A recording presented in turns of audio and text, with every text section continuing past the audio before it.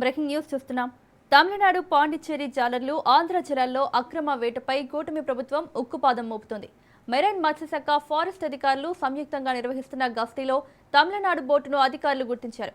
అక్రమంగా కృష్ణాపట్నం పోర్టు సరిహద్దుల్లో తీరం వెంబడి వేట సాగిస్తున్న తమిళనాడుకు చెందిన బోట్ను గుర్తించి అదుపులోకి తీసుకున్నారు.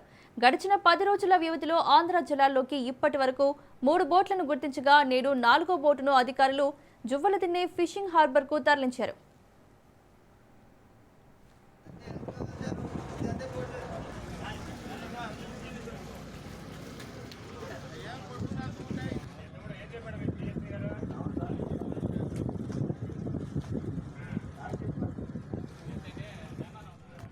అదే నంబర్ అదేగా.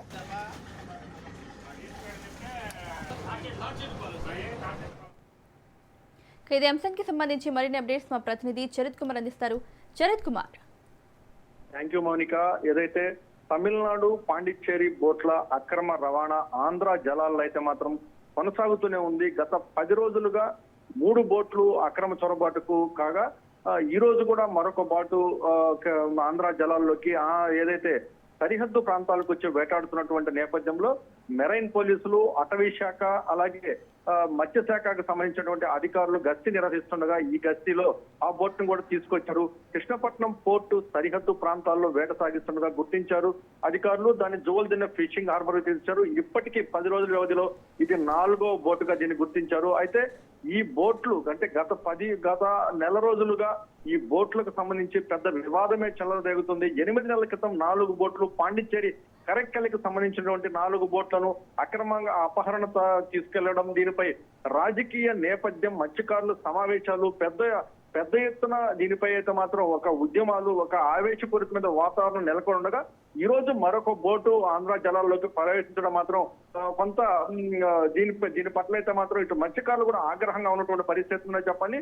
ఈ రోజు ఇప్పటి వరకే కూడా 4 బోట్లు మరి జువ్వలదిన్నె ఫిషింగ్ హార్బర్ లో ఈ రోజు అధికారులు బందీగా చేస్తున్నారు. అయితే భవిష్యత్తులో ఇలాంటి ఘటనలు జరగకుండా గస్తీ అయితే ముమ్మరం చేశాడు.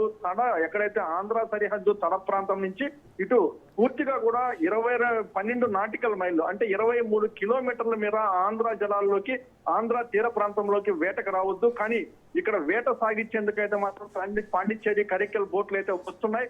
ఈ బోట్ల పరంపర అయితే మాత్రం కొనసాగుతుంది. ప్రభుత్వం దీని పట్ల ఉక్కుపాదం మోపుతున్నప్పటికీ కూడా ఆ బోట్ల పరంపర అయితే కొనసాగుతుంది. 10 రోజుల వ్యవధిలో 4వ బోట్ రావడం ఇది ఆశ్చర్యం కలిగిస్తున్నటువంటి విషయం. అయితే ఇటు తమిళనాడు జాలర్లకు కానీ, పాండిచ్చేరి జాలర్లకు కానీ ఇది లెక్కలేని తరంగా మారిందనే చెప్పాలి. అంటే మొన్న 4 బోట్ల అపహరణకై దొంగతనంగా తీసుకెళ్లిపోవడం, కాపుల్ని అడ్డు పెట్టుకుని ఇటు కొంత మేర ఆ 4 బోట్లు కూడా అపహరించినటువంటి పాండిచ్చేరి కరెక్కలకి సంబంధించినటువంటి జాలర్లు ఈ రోజు అదే లెక్కలేని తరంగా, అదే నిర్లక్ష్యంగా ఈ రోజు ఆంధ్ర జలాల్లోకి ప్రవేశిస్తుండటంతో ఆంధ్ర జాలర్లు అయితే మాత్రం ఆంధ్ర మంచి సంపదను దోచుకెళ్లడంపై అయితే ఆగ్రహంగా ఉన్నారు. ఇప్పటికైనా సరే కుటుంబ ప్రభుత్వం తమిళనాడు ప్రభుత్వంతో మాట్లాడి దీనికైనా మాత్రం కఠినమైన నిర్ణయం తీసుకోవాలంటూ కూడా ఆంధ్ర మత్స్యకారులు కోరుకున్న పరిస్థితి చెప్పాలి. ఈ రోజు తీసుకొచ్చినటువంటి బోట్ తో పాటు ఈ 4 బోట్లకు ఎలాంటి ఇది నెరవేర్చబోతున్నారు, ఈ బోట్ల పట్ల కూటమి ప్రభుత్వం ఎలాంటి నిర్ణయం తీసుకోబోతున్నట్టు కూడా దీని పట్ల మాత్రం మత్స్యకారులు అయితే మాత్రం దీన్ని కొంచెం సీరియస్ గా తీసుకోవాలంటూ కూడా వాళ్ళు కోరుకున్న పరిస్థితుల్లో చెప్పాలి. ప్రభుత్వం ఎలాంటి నిర్ణయం తీసుకోబోతుందనేది ఒక ఎత్తు అయితే, ఇప్పుడు ప్రస్తుతం మత్స్యకారుల్లో నెలకొన్నటువంటి ఆందోళన ఏదైతే నిన్న పాకలలో సమావేశం నిర్వహించుకోవడం, సుమారు 5 కోట్ల మేర వీళ్ళకి తప్పుగా అంటే ఫైన్ కట్టాలంటూ కూడా మొన్న తప్పు చేసినటువంటి కాపులకి వాళ్ళు ఫైన్ విధించడం, 1.5 కోటికి వాళ్ళు ఒప్పుకున్నప్పటికీ కూడా 1.5 కోటి కూడా మీకు ఒప్పుకోకపోవడంతో మేము డబ్బులు కట్టమంటూ కూడా అర్ధాంతరంగా సమావేశం ముగిసింది. మరికొద్ది రోజుల్లో దుగరాజపట్నంలో ఈ సమావేశం జరుగుద్ది. ఈ సమావేశంలో ఫైనల్ గా కూడా ఎవరైతే ఆరోపణలు ఎదుర్కొన్నారో రాజ్యసభ సభ్యుడు బీదా మస్తాన్ పిలిపిస్తామో అనేటువంటి చర్చలు ఇటువంటి గాసిప్స్ వస్తున్నటువంటి నేపథ్యంలో ఈ రోజు మరొక బోటు కూడా ఆంధ్ర జలాల్లోకి ప్రవేశించడం, ఆంధ్ర జాలర్ల యొక్క నిర్లక్ష్యానికి, ఆంధ్ర జలాల యొక్క లెక్కలేని తలానికి మాత్రం దీన్ని పరాకాష్ఠగా తీసుకోవాలి. ఇప్పటికైనా సరే ప్రభుత్వాలు కఠినమైనటువంటి నిర్ణయాలు తీసుకుని ఆంధ్ర మత్స్యకారుల యొక్క గౌరవాన్ని, ఆంధ్ర మత్స్య సంపదను కాపాడాల్సిన పరిస్థితి ఎంతైనా ఉంది. Mounika. Right Charith Kumar, thank you.